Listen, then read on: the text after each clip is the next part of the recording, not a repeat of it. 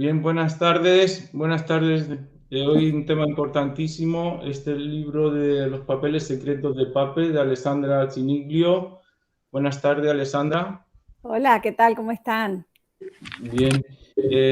Y este libro tiene que ver con el tema del holocausto de Budapest, de Hungría, y una de sus víctimas es la familia de Eva Benatar, bueno, Eva Levi, no, Leitman Moret.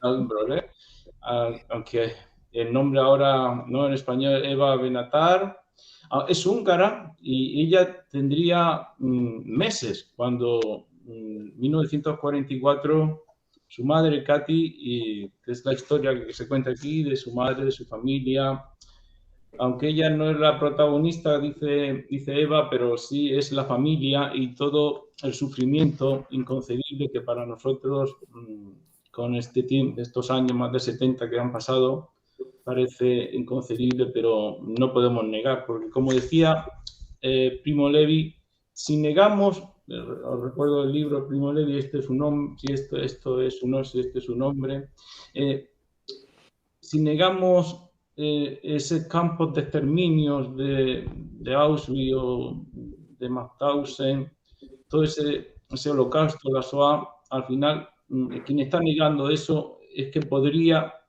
hacerlo de nuevo. Y para evitarlo, tenemos que recordar, porque como decía el filósofo, nuestras almas olvidan y hay que volver a recordar, aunque sea algo muy duro, hay que recordar para que las generaciones actuales y futuras pues sepan lo que ocurrió y no se vuelva a repetir. Está con nosotros también José Sánchez Tortosa, Buenas tardes. gran pedagogo, filósofo, su libro de pedagogía y de educación, os lo recomiendo también, y él también es experto en estos temas de la SOA. Y Alessandra, pues tú misma puedes, cómo fue este libro, qué es lo que cuenta, y ya Bueno, con Eva podemos empezar la conversación. claro que sí. Gracias, Antonio, por esta invitación, que de verdad que para nosotras es muy importante poder compartir esta historia, que es la historia de Eva y su familia, pero que al mismo tiempo es la historia de millones de judíos, ¿no?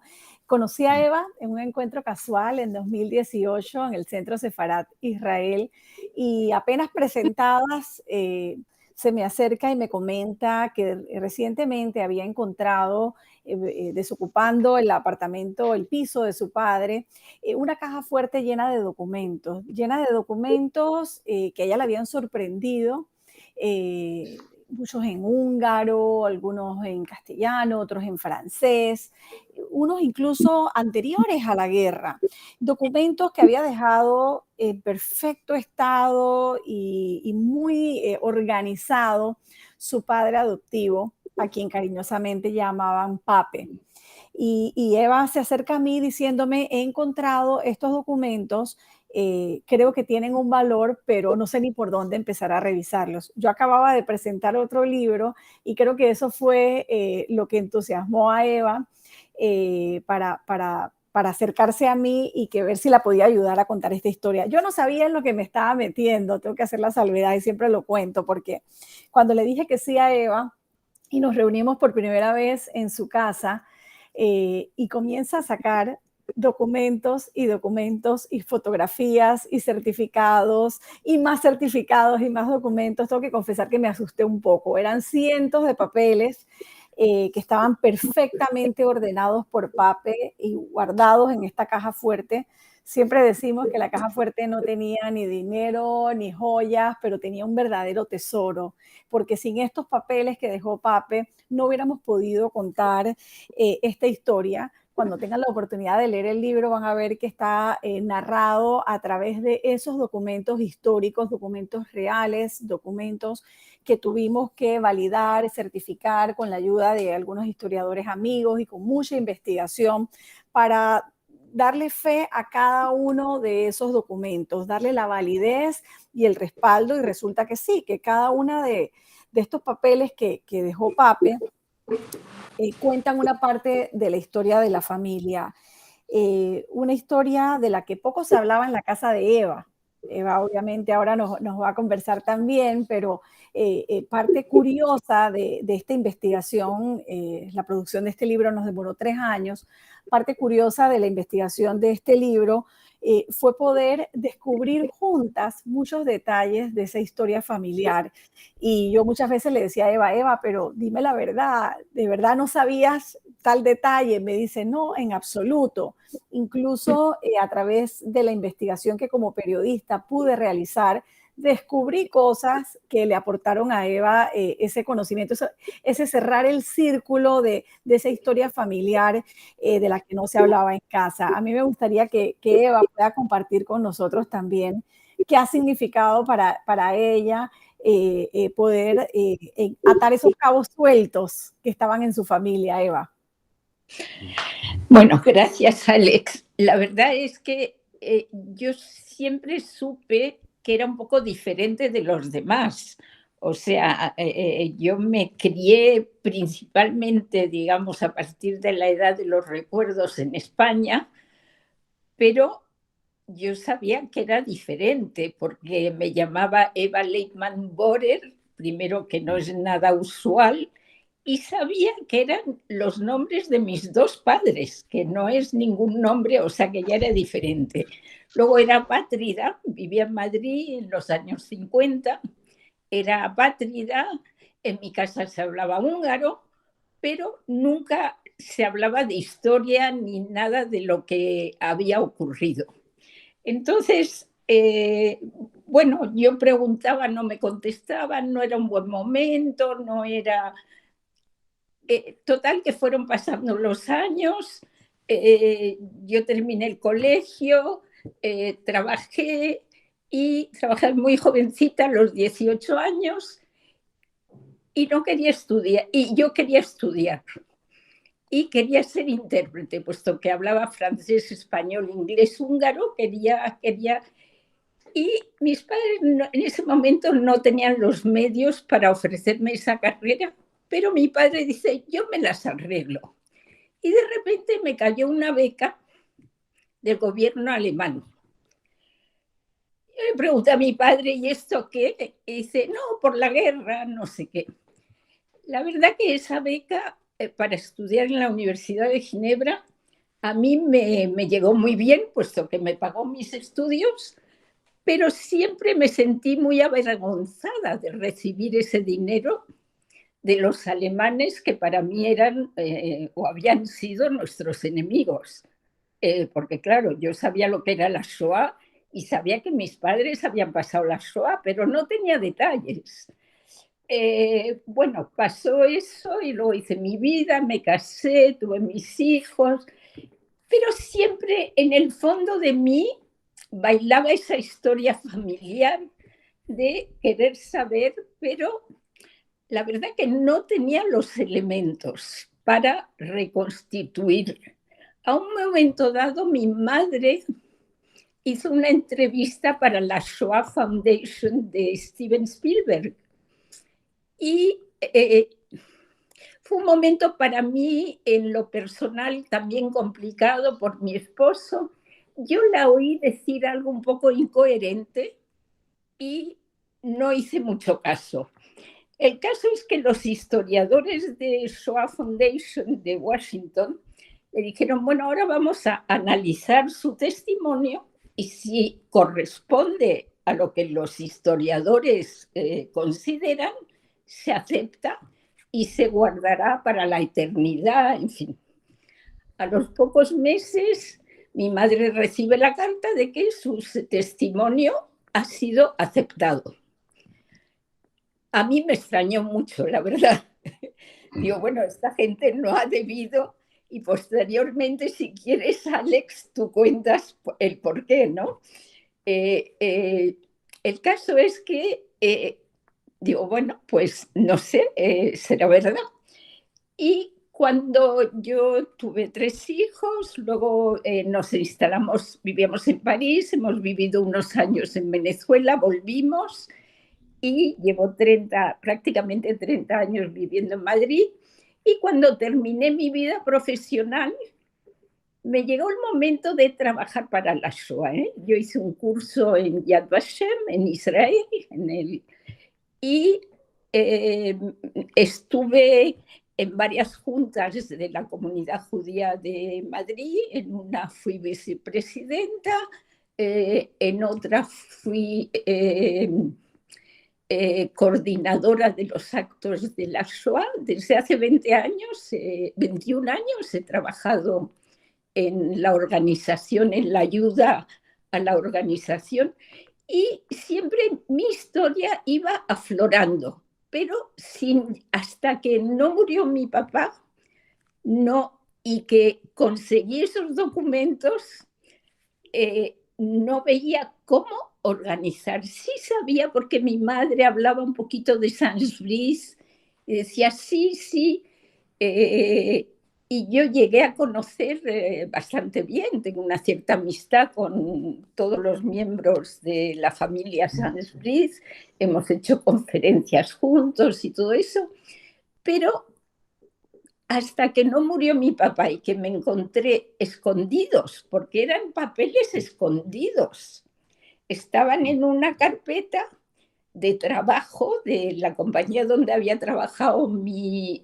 papá, y escondidos, y yo pensé que eran documentos de su oficina y los iba a tirar. Yo llamé a mi sobrino que había trabajado con él, y las primeras hojas eran de clientes de 1970, cosas de esas, y llamé a mi sobrino y me dice, no, tía, tira todo eso.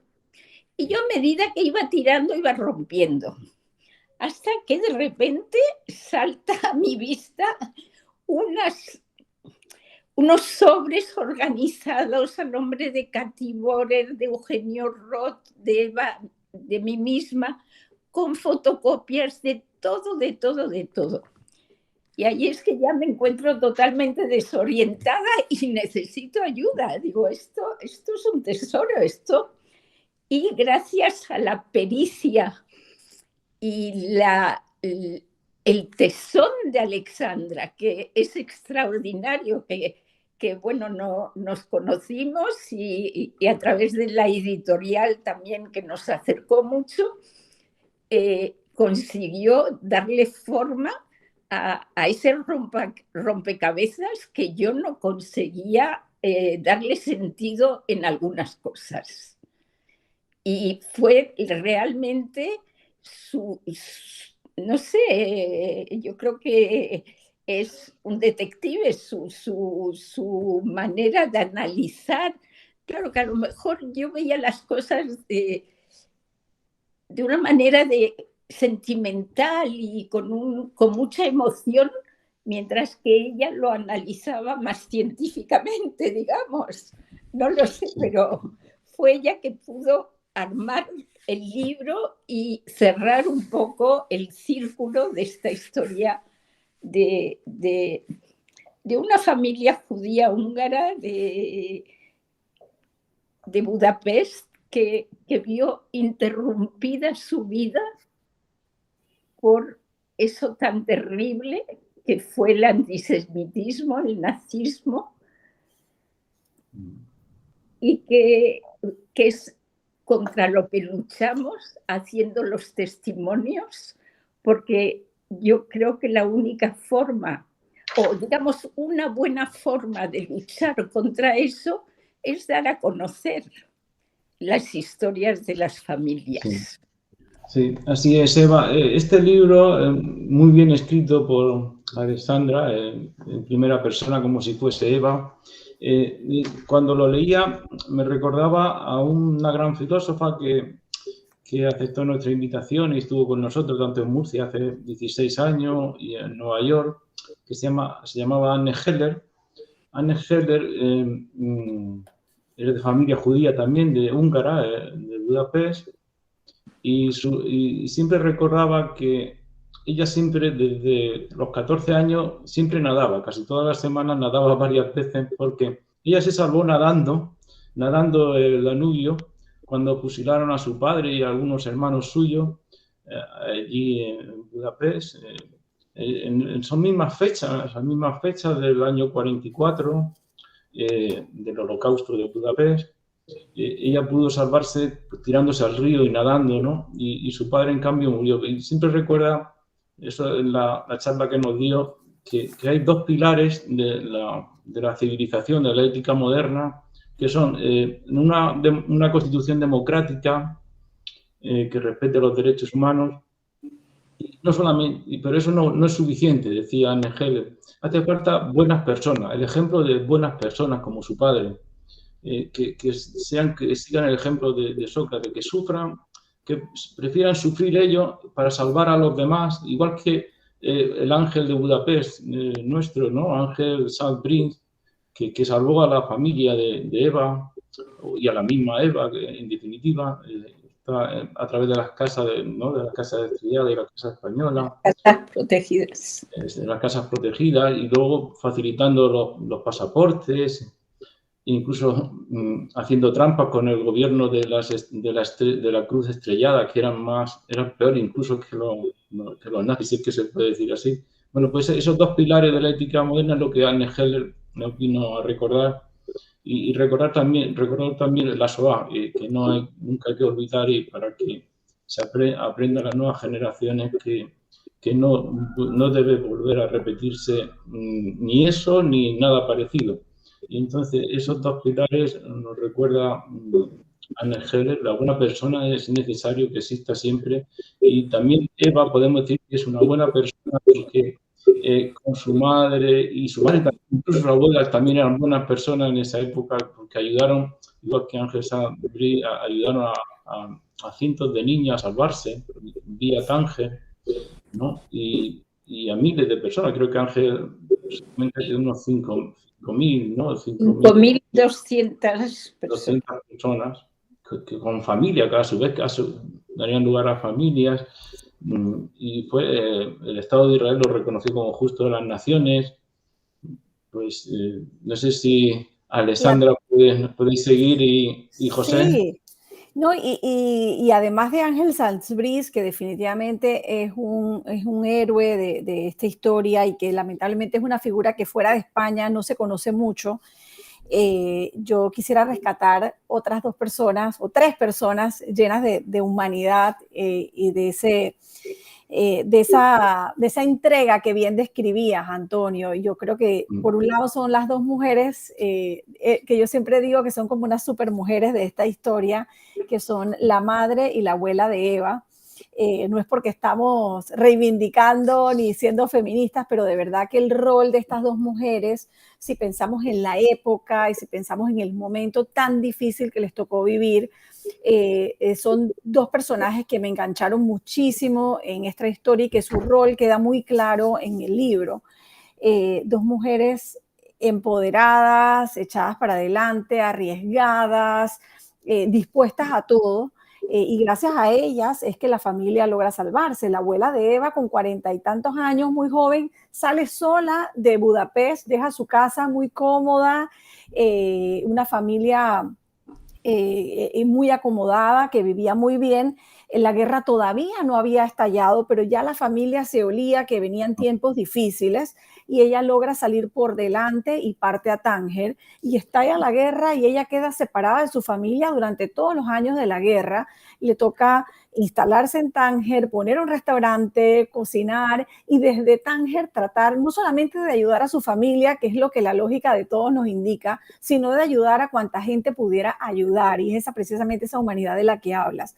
Y por otro lado, Katy, la madre de Eva, que desde Budapest, con un niño chiquito, que es el hermano mayor de Eva, y luego con Eva, se agarra de las paredes para salir adelante, claro, con la ayuda de su padre, el abuelo Gino, que a veces pasa un poquito desapercibido, pero que también siempre fue como un pilar para la familia.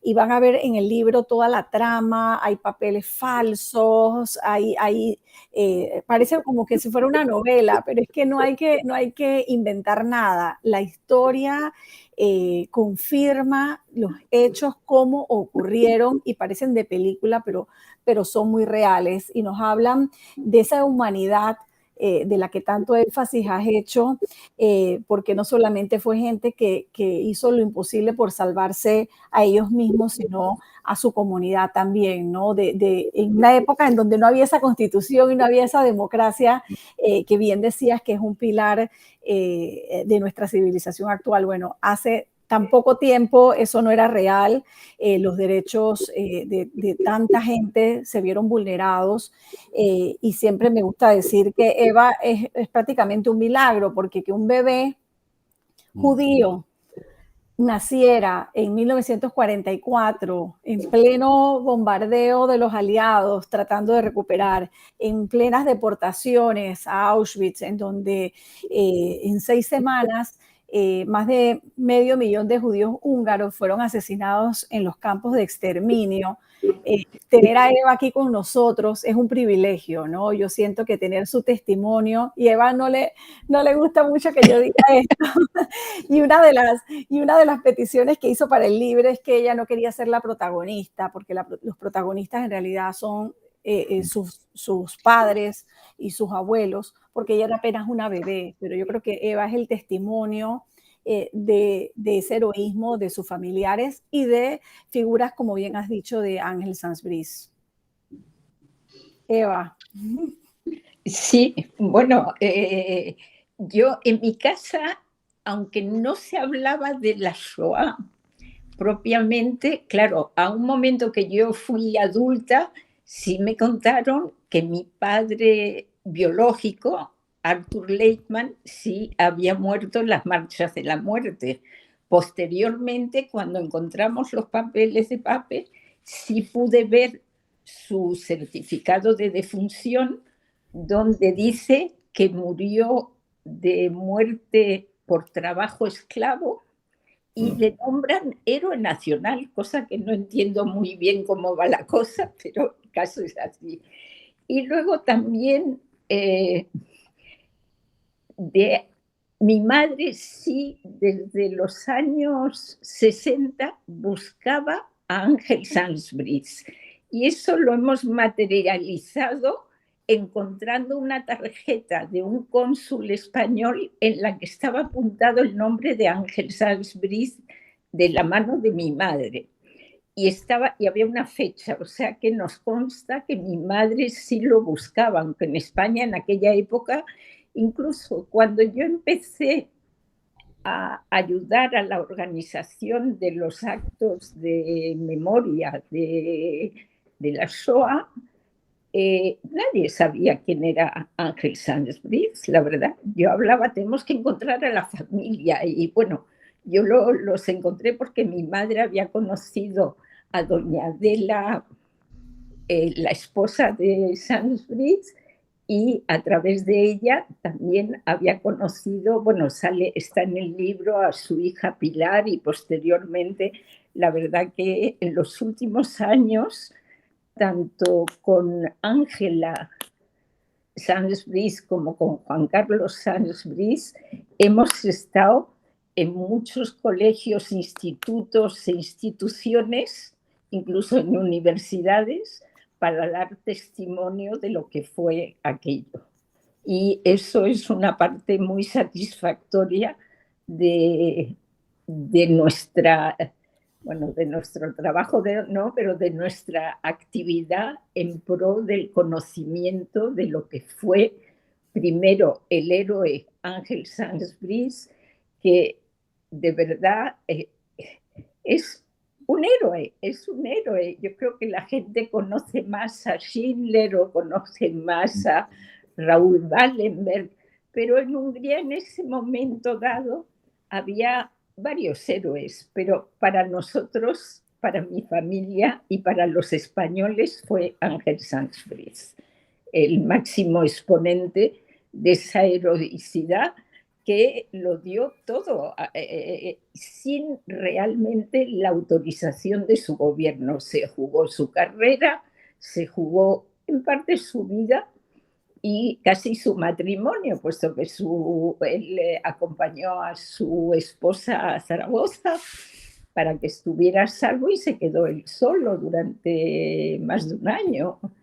Y bueno, creo que... Y cuando Alexandra dijo que cuando le nombraron justo entre las naciones, él escribió a su gobierno explicando que Yad Vashem le había otorgado la distinción de justo entre las naciones, que si podía ir a Israel a aceptar el premio. Y el gobierno de Franco en la época le dijo, mira, mejor no, porque la amistad entre nuestros países, la amistad tradicional entre España y los países árabes, impide que aceptes. Y él, como buen diplomático, pues aceptó la respuesta y fue a su muerte su viuda y sus hijos que recogieron ese galardón y ese título de héroe de justo entre las naciones. Es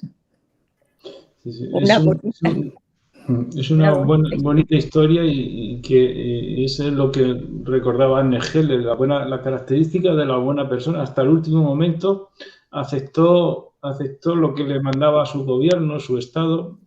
Exacto. Y en este caso franquista. Bueno, él no era franquista, él era diplomático. Exacto, sí. No le también ningún título que no corresponde. Él era diplomático del gobierno español. Sí, perdón.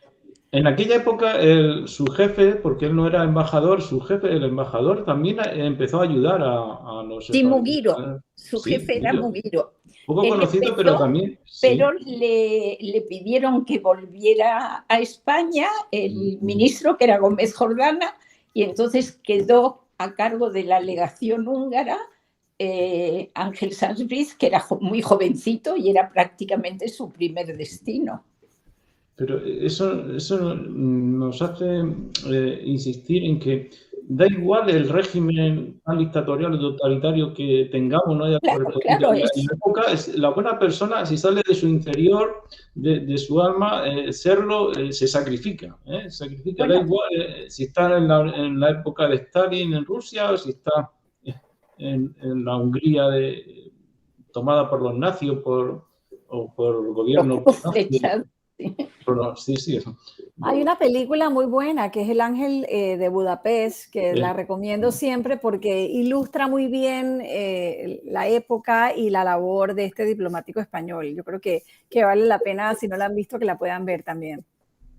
Y también era la película del fotógrafo de Mauthausen, porque precisamente la muerte del padre biológico de Eva fue en un campo de concentración, no sé si en Mauthausen. Fue en marcha de la muerte. Él fallece en las marchas de la muerte, cuando comienzan a repliegar hacia Austria. Los alemanes se repliegan y él muere en un campo que han hecho, en un pueblo que se llama Kfalfa, que está a 3 kilómetros de la frontera de Austria. El tema del libro con Mauthausen fue uno de los que más momentos de discusión y de análisis provocó en nosotros, porque entre los papeles que dejó Pape hay un certificado de liberación del campo de Mauthausen, de uno de los subcampos de Mauthausen, y que lleva el nombre de la madre de Eva. Y Eva, cuando lo vio, dijo, no, esto no puede ser. Ahí está. Esto no puede ser, esto no es verdad, esto no va en el libro. Esa fue su primera reacción. Tomamos el trabajo de revisarlo, de investigarlo, de consultarlo, incluso con el propio memorial de Mauthausen. Hicimos varias averiguaciones, incluso la editorial Nagrela también hizo una gestión importante allí. Y en efecto, el documento es cierto, es un certificado de liberación emitido por el ejército de Estados Unidos, que es el ejército que llega y libera el campo en 1945, y que, como obviamente los que han logrado sobrevivir y están allí no tienen documentación, no tienen nada, hacen una especie de identificación provisional para que la gente tenga con qué partir. De esto la madre de Eva nunca habló, ni siquiera en esa entrevista que ya mencionó hace un instante de los archivos de Spielberg, tampoco lo mencionó allí, pero todas las gestiones que hemos podido hacer, incluso como parte de la investigación, me tocó viajar a Mauthausen al campo para verificar, porque había dudas si habían llegado mujeres, en qué momento. Y en efecto sí, muy poco se sabe que a Mauthausen llegaron un grupo no solamente de mujeres, sino también de niños. Eso fue en los últimos meses de la guerra. Incluso en ese momento, los alemanes, que eran muy meticulosos y muy ordenados con todo y que llevaban el registro pormenorizado de cada una de las personas que llegaban a los campos, en ese momento se perdió porque era tal la cantidad, era tal el afán de exterminar al pueblo judío que dejaron ese control a un lado y sí llegó un grupo importante de mujeres y niños, y así que decidimos que ese documento apareciera en el libro y aprovechar el libro para dejar el testimonio de lo que ocurrió en Mauthausen. Dejamos siempre la duda, pues porque la madre nunca lo contó, el padre adoptivo de Eva tampoco, Pape, nunca lo contó, pero sentimos que por algo dejó ese documento allí. Y siempre queremos ver como que el que Eva encontrara estos papeles no fue casualidad. Sentimos que de alguna forma u otra Pape a propósito se los dejó a Eva para que los encontrara y pudiera de alguna forma no solamente encontrar respuesta a tantas preguntas sueltas que tenía, sino también compartir su historia. Yo siento que parte del legado importante de Pape ha sido precisamente ese, ¿no? Poder dejar contada la historia, porque la historia hay que contarla para que no se olvide. Yo creo que ese es el mensaje más importante de este libro, ¿no? Yo quería hacer, bueno, por supuesto, antes de empezar, me siento privilegiado por estar con vosotros y, bueno, especialmente con Eva. Antonio sabe que llevamos bastante tiempo, unos compañeros de trabajo y yo, estudiando e investigando todo lo a fondo que hemos podido el fenómeno del Holocausto, yendo también a los lugares. Estuvimos estudiando también en Yad Vashem. Hemos recorrido los campos de exterminio en Polonia, del que salió un librito también el año pasado, una especie de muy especial crónica de viajes, porque ya digo, era más bien una reconstrucción de los lugares tal y como los podemos encontrar ahora. Bueno, el viaje fue hace ya 10 años, más de 10 años, pero entonces, bueno, hemos estudiado a fondo y justo, bueno, oyendo sobre todo a Eva, yo me he acordado de los supervivientes que hemos conocido en todo este proceso. Y me acuerdo especialmente de uno de ellos, de Jacques Strumsa. Jacques Strumsa era... yo lo he conocido. Sí. Nosotros le conocimos en Yad Vashem, precisamente. Yo lo conocí. Él vino a dar testimonio aquí a Madrid hace unos años. Nosotros le conocimos allí. Y además es algo que con otros supervivientes que hemos conocido, también estuvimos hablando con unos supervivientes que encontramos en el campo de Chelmno, también en Madrid hemos podido conversar con alguno. El caso de Jacques Strumsa a mí me impactó especialmente porque era el primero que yo conocía en persona, ¿no? Su testimonio tuvo además el encanto para nosotros de que, aun siendo él un judío de Tesalónica, era un judío sefardí. Entonces su conferencia, su testimonio nos lo brindó en un precioso ladino español. Lo hizo todo más especial para nosotros. Y una cosa que siempre hemos destacado nosotros, porque creo que es algo especial, ¿no? Y algo que conviene tener siempre presente. En todos los testimonios de supervivientes que hemos presenciado nosotros, que hemos escuchado incluso a través de la obra de Lanzmann, Shoah, lo que nos parecía que era algo irrenunciable en ellos era hasta cierto punto esa frialdad, ¿no? Ese escrúpulo a la hora de casi desapasionamiento en la expresión a la hora de contar sus historias. Me parecía que alguien que había estado en lo más profundo, ¿no? del horror, sin embargo, a la hora de expresarlo, pretendía ser lo más escrupuloso posible, ¿no? Para no recargar innecesariamente, ¿no? Para no trivializar lo que ya de por sí era absolutamente espantoso. Y lo estaba recordando ahora y me parecía muy oportuno recordarlo. Y, por supuesto, me han surgido un montón de preguntas que quería hacerlas a ambas, si es posible y si no son impertinentes, porque Sí, sí, por supuesto, cuando quieras. Todavía leer el libro. Tengo muchísima curiosidad por saber cómo Eva vivió, si es que se puede llamar así, ¿no? Esa especie de judeidad, ¿no? Ese judaísmo, pues, ¿no? En la diáspora, en su caso en España o en Tánger, ¿no? Y luego en España, en Madrid mucho tiempo, en todo caso en Europa, pero bueno, en su familia. Me ha parecido muy, muy interesante el hecho de que en un momento determinado ella pudiera hacer sus estudios precisamente becada por el gobierno alemán. Si eso lo vivió hasta cierto punto, algo comentado, pero bueno, como una cierta contradicción o una paradoja. Y me gustaría también saber, porque también lo ha lanzado, pero si es posible hablar de eso, ¿no?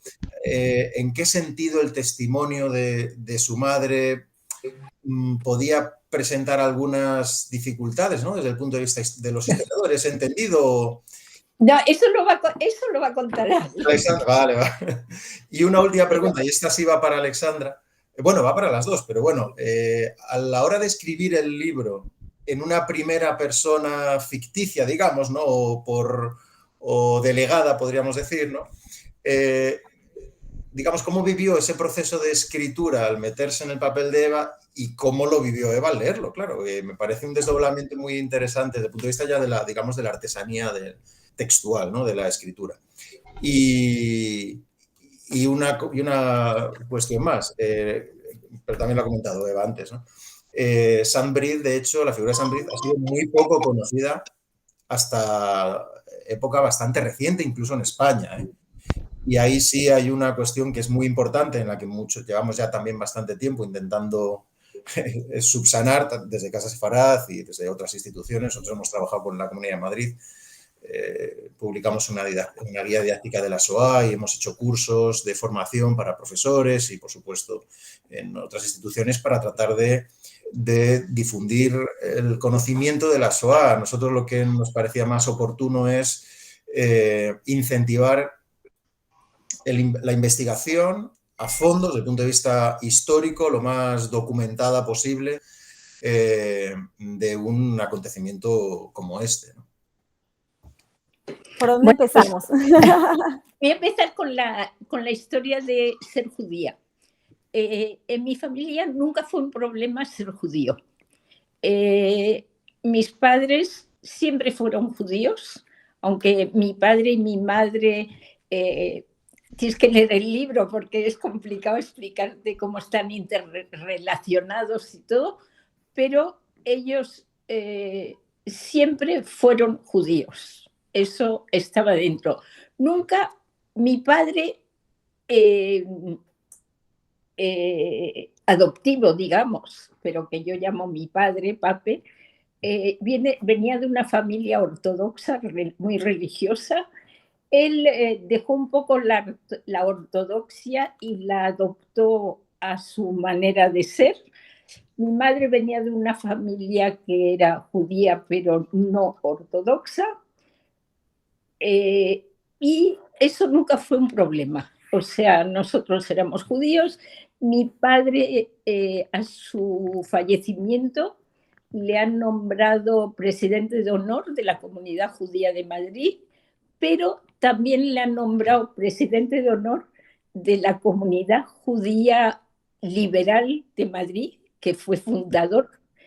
Y para que sepas, así para tu información, mis padres fueron fundadores de la Amistad Judeocristiana en España hace 40 años. O sea que eran unas personas muy abiertas, profundamente judías, pero muy abiertas. O sea, tú eres católico, tú eres protestante, tú eres lo que quieres, yo soy judío. Ningún problema. Mi padre fue durante 32 años miembro de juntas directivas de la Comunidad Judía de Madrid. O sea que todo eso lo vivimos fácilmente. Yo me he casado con mi marido, que es sefardita, pero no especialmente porque fuera judío, o tal vez teníamos más afinidad y fue más fácil. Llevamos 53 años casados, pero quiero decir que no, nunca fue un problema. Lo de la beca de los alemanes sí fue un problema. Yo lo viví como una humillación. Y hablo de ello desde hace 4 o 5 años. Yo eso lo he escondido, nadie lo sabía de mi alrededor. O sea, yo fui a estudiar a Suiza porque me lo pagaba mi padre, pero nunca he dicho que fue una beca. Y llegó un momento que después de tantos años trabajando en la Shoah y implicada en este tema, que dije, ¿qué narices? Si los malos son ellos, yo soy la buena. Pero nunca he querido ir de víctima, o sea, y eso lo he hablado también con Alexandra. Eran mis parámetros para hacer el libro con ella, era que yo no fuera tanto la protagonista, porque no me sentía protagonista, quería darle el protagonismo a mi familia, a mi madre, a mi abuela, a mi abuelo. El no ser víctima, no ir de víctima por el mundo, y el rigor histórico. Y con esas cosas llegamos a hacer el libro y a entendernos maravillosamente bien, sin ningún problema, entre Alexandra y yo. No sé, ¿me habías preguntado algo más? No, vamos, básicamente eso. Te contestaba lo que... Lo de tu madre, lo de la fantasía. De mi madre te lo dejo a ti. Una cosa antes, Alexandra, si me permites. Es que justo he estado leyendo hace poco el libro de Finkielkraut sobre el judío imaginario. Y yo creo que Finkielkraut es del 49, o sea que él debió de nacer ya después de la guerra. Pero dice una cosa que me parece interesante. Y él habla de que él vivió, al menos él lo explica en primera persona, él vive algo así como una especie de privilegio de la víctima que ya no es víctima. Es decir, él decía que los de su generación, los judíos de su generación, digamos que estaban en ese momento tan concreto investidos de cierto modo, ¿no?, de la paradójica aura de la víctima sin sufrir la persecución, claro, sin haber sufrido lo peor de ser judío en esos momentos. Lo interesante es que poco tiempo después esa especie de privilegios lo acaba perdiendo el judío, porque bueno, ya a partir, claro, de la fundación del Estado de Israel y cada vez un poco más se va identificando al judío con la presencia de Israel, eso es, en el resto de países, ¿no? Entonces, ese pequeño intervalo en el que ser judío es un doloroso privilegio de la víctima acaba, en cierto modo... Sí, yo era muy pequeña para sentir eso. Digamos que yo lo que sufrí en algún momento es el ser diferente. Eso sí, porque un joven siempre necesita identificarse a su grupo, ¿no? Y yo sí era diferente. El ser apátrida me supuso un sufrimiento, la verdad, porque España no estaba acogida al sistema Nansen de Naciones Unidas de la época, porque era el gobierno de Franco, y no podíamos viajar libremente, teníamos que pedir un pasaporte para cada viaje. Ese pasaporte era el pasaporte verde español de la época, pero con un sello rojo bien visible. El titular de este pasaporte no es protegido del gobierno español y había que pedir visado, solo podíamos ir, no sé si a 2 o 3 países, nada más, y cuando volviéramos pedir otro pasaporte. Entonces, claro, en cada frontera te paraban, te decían que era esto, o sea, a ver, era de verdad ser diferente. Y eso sí me complicó un poco mis sentimientos, ¿no? De de no identificarte con nada. O sea, menos mal, yo estudié en el Liceo Francés de Madrid, con lo cual, bueno, hice un bachillerato francés y tenía una vista mucho más amplia en los años 50, principio de los 60, que lo que podía haber tenido en cualquier otro colegio, me imagino. Entonces, bueno, eso me ayudó bastante. Pero si no, no sé, el hecho de pertenecer a una comunidad judía, pues también te daba un cierto amparo, ¿no? Porque, bueno, nos encontrábamos el Shabbat, teníamos actividades, no sé. Pero, en fin, yo tenía amigas que eran españolas o francesas y no tenía... Hacia afuera no tenía ningún problema. Interiormente me los guardaba para mí probablemente. Pero creo que lo supe manejar bastante bien. Alex, te toca. Bueno, hablando de Katy, el libro, como les contaba, básicamente está construido alrededor de los papeles que dejó Pape. Pero como parte de la investigación, me encontré con dos piezas muy claves para mí, para poder ponerle un poquito más de emoción, de descripción y de sensaciones. Uno es la única entrevista que Pape dio a Radio Sefarat, una entrevista donde no hablaba tanto de su propia experiencia, porque hay que decir algo, Pape tenía documentación y papeles de todo el mundo, pero de él es el que menos contaba, ¿no? Era más de la familia, menos de él. En esa entrevista cuenta cómo era la vida en Budapest, antes de la guerra, durante la guerra, y eso me permite a mí ambientar mucho mejor el libro en base a la perspectiva de Pape. Y el otro testimonio importante que me encontré, en realidad son dos testimonios de Katy, la madre de Eva, uno que también dio a Radio Sefarat de España y otro que dio a los archivos de Spielberg, que como saben, luego de la lista de Schindler, él ha hecho esta importante recopilación de testimonios de los sobrevivientes. Ese testimonio lo tuve que escuchar ya yo no sé ni cuántas veces, yo creo que más de 20 veces, porque Katy nunca perdió además su acento húngaro y algunas palabras, me cuenta Eva, yo no tuve la oportunidad de conocer a Katy, inventaba algunas palabras algunas veces, ¿no? Así que escucharla podía resultar un poquito confuso, especialmente para mí.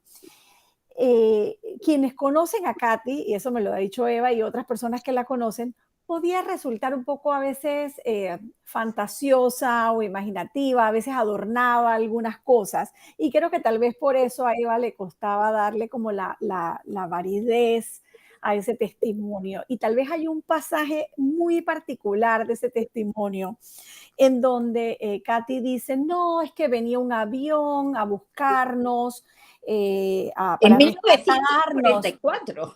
en plena guerra, ¿no? Decía, hay un avión que nos viene a buscar, que nos viene a rescatar, y Eva, yo me pongo en el lugar de ella, ella oyó eso y dice, ya está mi mamá haciéndose su película y no le dio mayor importancia al testimonio. Claro, como yo estoy ajena a esa historia y a esos sentimientos tan cercanos, sigo investigando y entre los papeles de Pape hay una carta que narramos allí en donde sale el episodio de los 500 niños protegidos por la Cruz Roja. Ese episodio también aparece en la película que les mencioné del Ángel de Budapest y está plenamente identificado y documentado, está en el libro de José Antonio Lisbona, Más allá del deber, está plenamente documentado también qué ocurrió.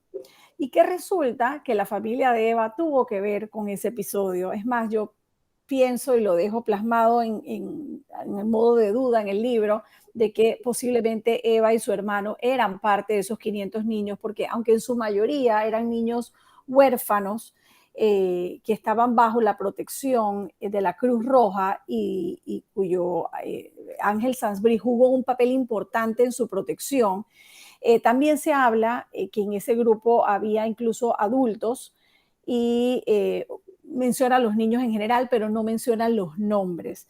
En alguna documentación que hemos encontrado en los archivos de Pape, Pape cuenta en una carta que la familia jugó un papel importante en ese episodio de la vida. Entonces, cuando seguí escuchando el testimonio de Katy, lo escuché una vez más y una vez más y una vez más, me di cuenta que cuando ella hablaba de los niños, no era igual que cuando ella hablaba de mis hijos. Claro, cuando Eva escuchaba a los niños, decía, está hablando de nosotros, como que un avión nos viene a buscar a los niños. Mi mamá se le voló la cabeza. No, ella estaba diciendo algo que efectivamente ocurrió y que está plenamente documentado, y era que iba un avión a llegar a Budapest a rescatar a los 500 niños. Eso finalmente no pudo darse porque los alemanes no lo permitieron. Los niños permanecieron bajo protección de la Cruz Roja durante toda la guerra. Así que en base a esa validación del testimonio de Katy, creo que fue que entendimos que Katy estaba muy clarita en sus recuerdos a pesar de los tiempos, y que por eso había sido validado por el grupo de historiadores de la Shoah Foundation. Incluso pudimos conversar con Alex Baer, que es el investigador que hizo la entrevista a Katy. Nos reunimos con él, él estuvo en Madrid, nos reunimos con él y recordamos algunos episodios de esa entrevista, y por eso es que esa entrevista, a pesar de que en un inicio Eva sentía que podía ser un poco fantasiosa, le dimos el valor que tiene, y bueno, afortunadamente ese testimonio forma parte de los archivos de Spielberg, pero es solo uno de esos episodios como mágicos de esta investigación, ¿no? Y que yo no soy investigadora, yo soy periodista, pero que creo que José, tú que eres investigador, le das el valor a esos hallazgos, ¿no? Que te hacen como que te iluminan y te hacen ver el camino más fácilmente, ¿no?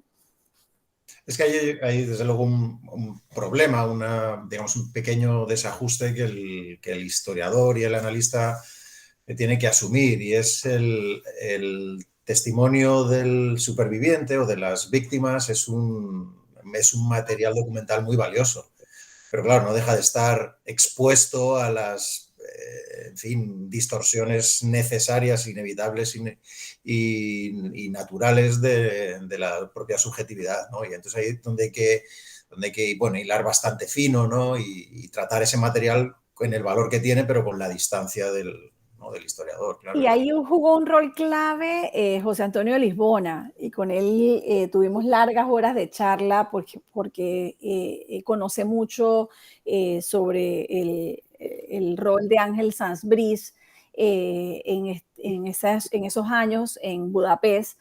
Y él me dijo una frase que creo que fue la que marcó el futuro del libro. Y él me dijo, Alexandra, si tienes que escoger entre darle validez a un testimonio y a un papel, a un documento, dale prioridad al documento, porque el documento es lo que es, está allí, perdura en el tiempo tal cual. Los testimonios, como es la naturaleza humana, se van ajustando a la medida que pasa el tiempo, la memoria, los recuerdos, los sentimientos. Incluso uno va olvidando o tratando de olvidar algunas cosas que le causan mucho dolor, ¿no? Así que hay que jugar con ambos. Son otro tipo de documentos, es decir, que un papel, un documento, pues te refleja exactamente una realidad concreta, tasada, documentada o numerada. El testimonio, con toda la carga subjetiva que inevitablemente tiene, es un documento de segundo orden, pero es un documento, quiero decir, que hay una cierta verdad ahí.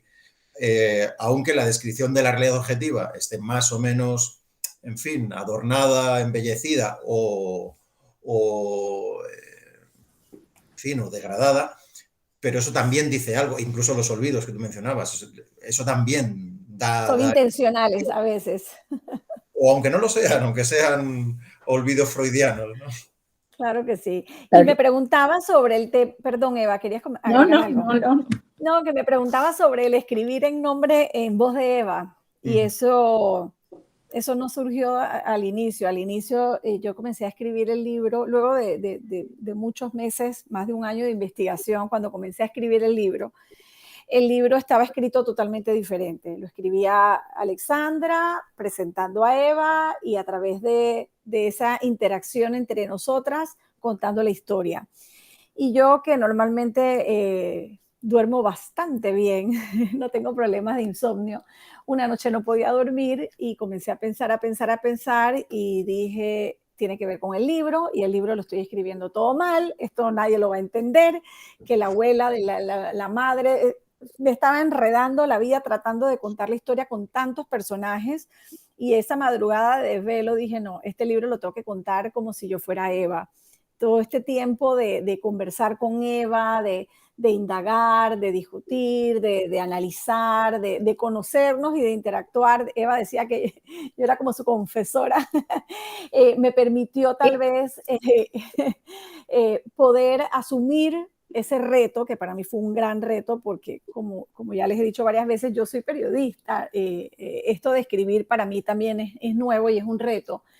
Asumir ese reto y contarlo en primera persona. Así que me tocó al día siguiente llamar a Eva y decirle, Eva, estoy cambiando todo el libro, yo sé que no quieres ser la protagonista, pero vamos a encontrar la forma de que contándolo en primera persona, tus padres y abuelos sigan manteniendo ese protagonismo que es tan importante. Y creo que funcionó, creo que a Eva se sintió cómoda, tranquila, obviamente hizo algunos ajustes, porque además yo soy panameña, entonces de vez en cuando metía mis panameñismos por allí y Eva decía, no, eso aquí nadie lo va a entender.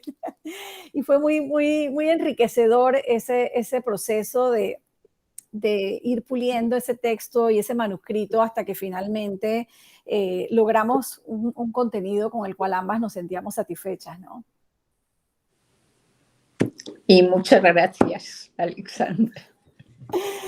Y yo nada más quisiera agregar, Antonio, porque mencionabas el tema de la educación y lo importante que es, y ahora que el libro ya comenzamos a recibir los primeros comentarios de los primeros lectores, lo que más me llama la atención es la cantidad de gente que me dice que no conocía la realidad del Holocausto húngaro, que los tiempos, para mí también fue un gran aprendizaje, porque cuando uno piensa en la Shoah, piensa que todo ocurrió de forma simultánea en toda Europa.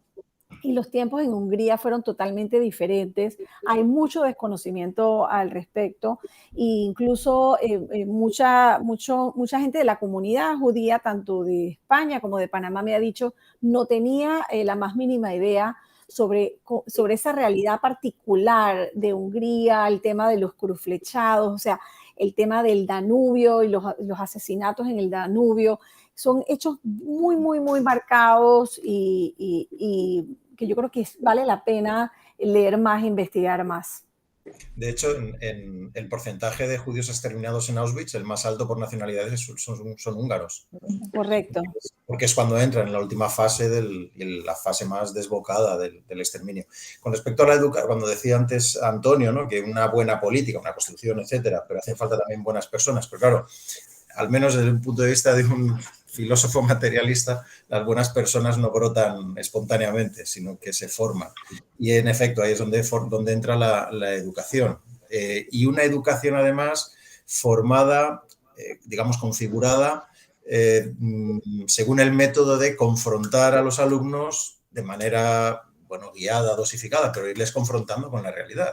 Es decir, no se trataría tanto de decirles que seáis buenos, que esto es estéril, sino de darles todas las herramientas posibles para que conozcan de la manera más crítica y profunda posible la realidad y en ese modo, de esa manera, entendemos que lo que se fomenta es ser personas civilizadas en la medida de lo posible.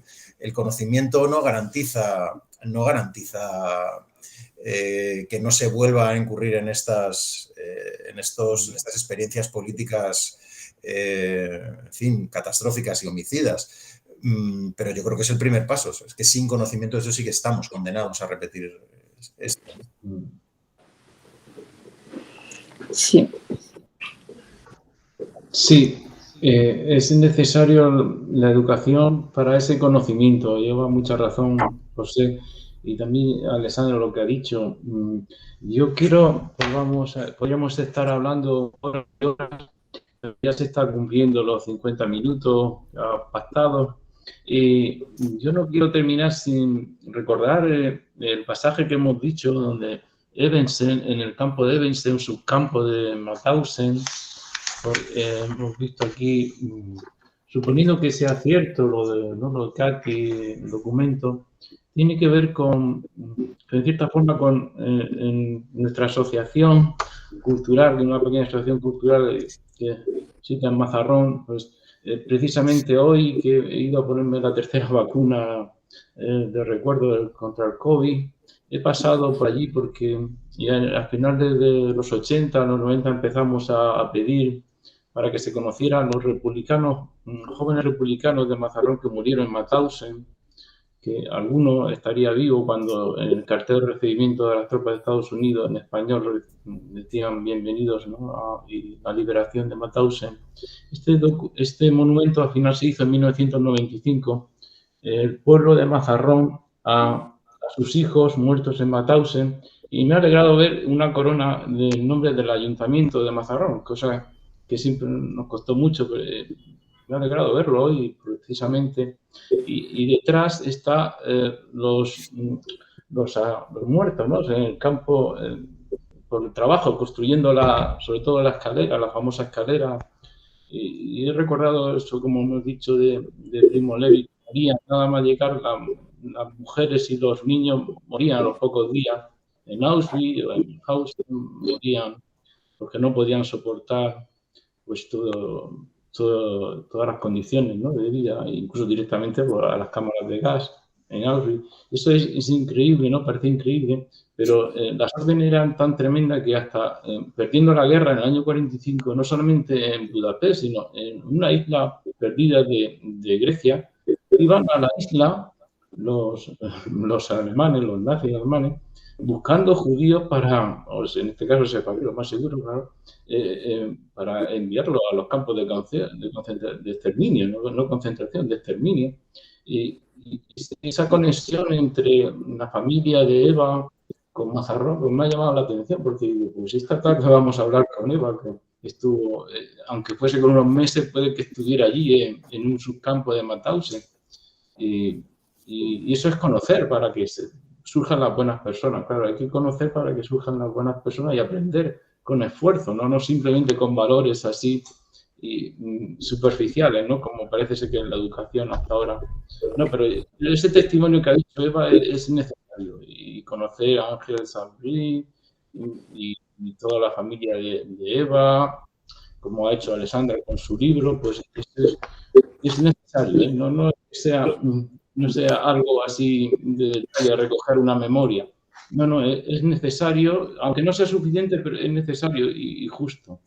No sé si, para terminar, Eva puede decir unas palabras para en esta tónica, ¿no?, de que podamos recordar. Sí, yo creo que el recordar a mi familia es identificar una familia entre los 6 millones, porque generalmente cuando hablamos decimos en el Holocausto, en la Shoah, han muerto 6 millones de judíos, pero esos 6 millones de judíos eran todos personas, familias, personas que tenían una identidad, que tenían una vida, que tenían aspiraciones, ilusiones, y cuando distinguimos a una familia y la conocemos, nos podemos dar cuenta que entre esos 6 millones, cada familia